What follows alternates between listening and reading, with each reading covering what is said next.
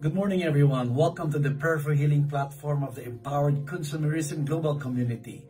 Join Dr. Ed Cabantog and Doc Connie, Sir John, Sir George, and Sir Arnel as we pray together for God's healing for our nations, even ourselves. And let me begin by Matthew chapter 6, verse 34 that says, "Therefore do not worry about tomorrow, for tomorrow will worry about itself." The Lord Jesus Christ is encouraging us to focus on each day, never to put our worry on tomorrow. The word worry means never to be anxious. And it says, do not be anxious about anything.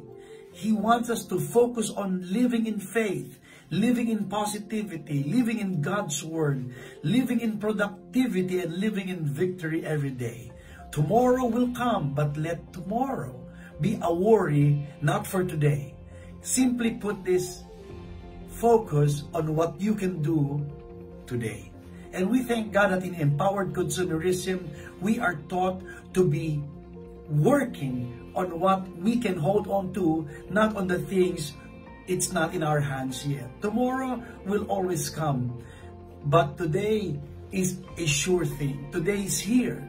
Let's work together and believe together and trust God together that the healing of our planet, the healing from COVID-19, including the request that you have, the request that I have, that we pray to God, for He who promised is faithful. He will do everything that He said that He will do. The Lord is our shepherd, remember that. We will not lack anything. That's very good. Heavenly Father, thank you that in your word we can trust and have peace and not be anxious about tomorrow.